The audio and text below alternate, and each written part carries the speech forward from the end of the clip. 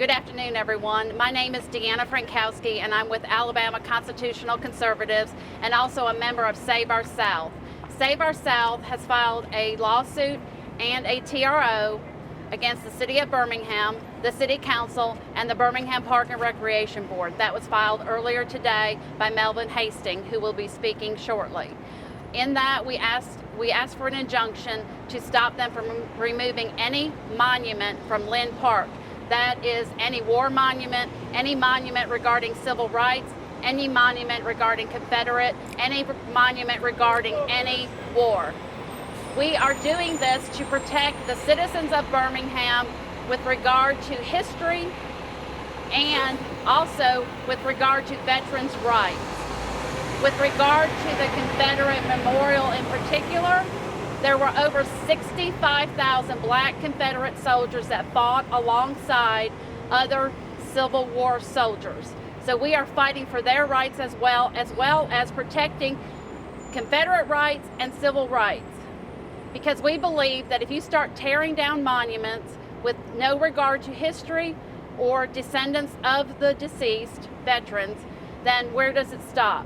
Today it could be the memorials here, or tomorrow could be a memorial in your area. So what we have done is try to preserve history and preserve what is part of the Confederate Memorial and other wars and the Civil Rights Movement. And I'm going to turn it over to Melvin Hastings. He is from Coleman, and he filed the initial lawsuit against Governor Bentley with regard to the flags on the Confederate Memorial in Montgomery. Could you just spell your first and last name for us? Deanna Frankowski, DeannaFrankowski.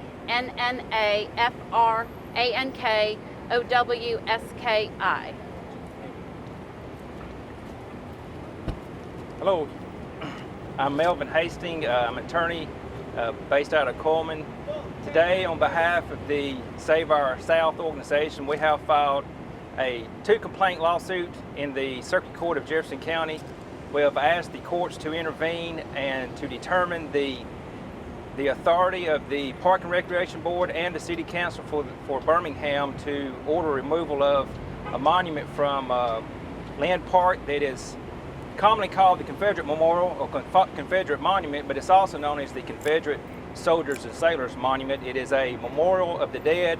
As such, it is protected by law. Our research has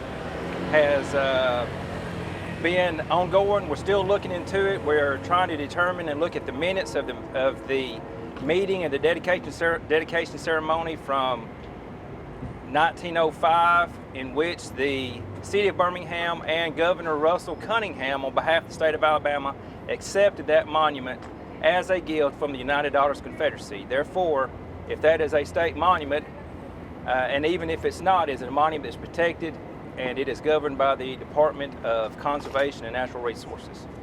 So that is the lawsuit we have filed. We've also filed an injunction requesting the court to intervene now and enter an order prohibiting any action has been taken removing this monument until we have a trial on this matter.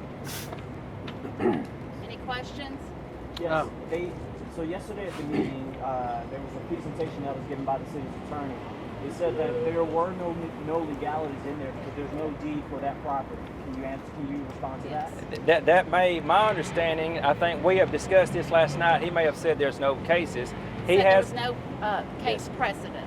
Yes. Which explains that. Yes. So he has a position. We have another position. The statutes that we found passed by the legislature of Alabama says different. It says that the director of the state parks for the Department of Conservation and Natural Resources for the state of Alabama has control over all state parks, monuments, and other designations within the state of Alabama. If that monument, and I don't even think it even requires it, but that monument is from what we can determine, is property of the state of Alabama.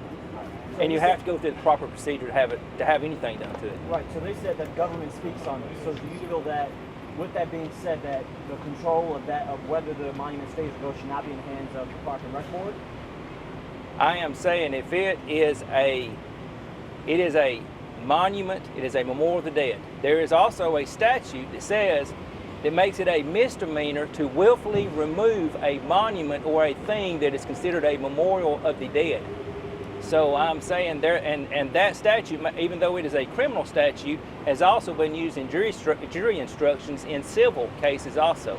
So I am claiming that statute, as well as the statutes with the Department of Conservation, protects it. Also, this area is considered a historic district under the Alabama Historical Commission. Mind you, also there are federal laws that have already been considered where a Confederate veteran, a Confederate soldier, is a veteran of the United States military. They recognize him as a veteran. With that, they also have laws that governs memorials, monuments, and graves and tombstones for them. So there's a lot of issues. All we're doing is asking the judge at this point to issue a restraining order that the monument not be removed until we have a trial on this issue. Would you consider, talking to the legal department with the city or talking to the counselors there before filing your lawsuit, or was there any discussion prior to this? No, we have been receiving information that there were plans in the work to move this monument in the middle of the night at an inconspicuous time. That is why we took action now. We do not have time to wait to discuss this matter and allow this thing to be removed. Because once this thing was removed, it will probably crumble. There's a possibility, I don't know. It is a huge monument, y'all know that. So, and you can't replace it. It's been here for 110 years. So where did you hear that they were going to move this throughout the night? Where's that coming from? That is just rumors that we've heard. Gotcha. So are you going to go based off that rumor, or did you talk to the board about if that was true or not? That is a reason that we filed this injunction today. That is the reason we filed this lawsuit today, to ask the judge to restrain it in case that was going to happen. Okay. The facts of the case will be determined later on in the trial. Gotcha. But have you talked to the board at all? No. Anybody from the board? No. Do you have plans to do that? At some point, yes. Well, since they are, at some point they will be represented by counsel, and I will not be able to talk to members of the board. I will have to actually talk to their counsel at that point. What we have found based on some of the minutes and the meetings they've had, that they know we're around, they know we're here, and I know that several people have contacted them, other groups saying we'll take the monument and things like that. They have not been very receptive. The Park and Rec Board was not receptive to us holding a rally in Lynn Park.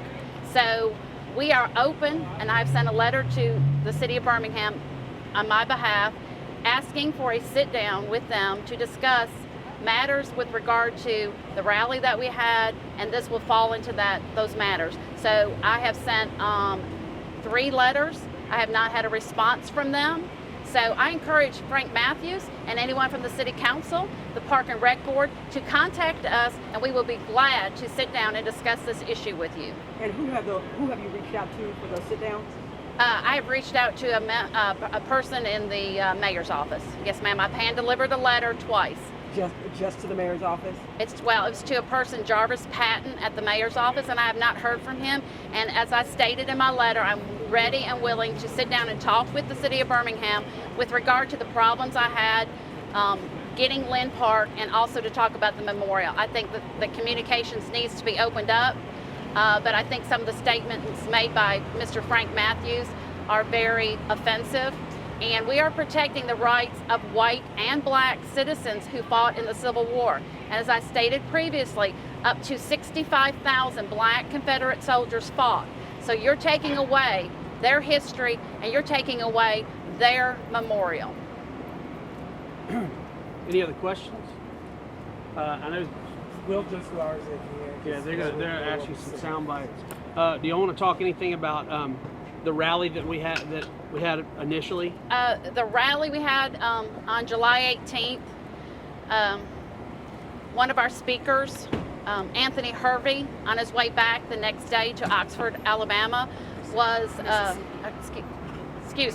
Oxford, Mississippi, was in some sort of road rage or personal vendetta against him. He was ran off the road, and the subsequent wreck killed him. We have not found the persons who did that. We believe that it was associated with his pro-Confederate values, and he is a black Confederate.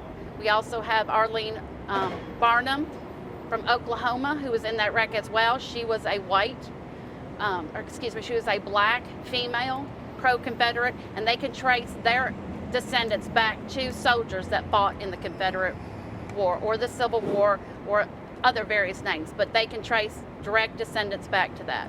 So what we're trying to do is protect everyone's heritage, because today it could be this, what is it tomorrow? Because if you set precedent by allowing this to happen, you have set precedent for other memorials that are important to other groups and other persons to be taken down. It all is a part of history, whether you like it or not. Do we start taking down the Vietnam War veterans memorials? Where does it stop? This monument has been up for over 100 years, and suddenly it's an issue. So we just would appreciate a response back from the mayor's office, and we will gladly sit down with them and discuss this.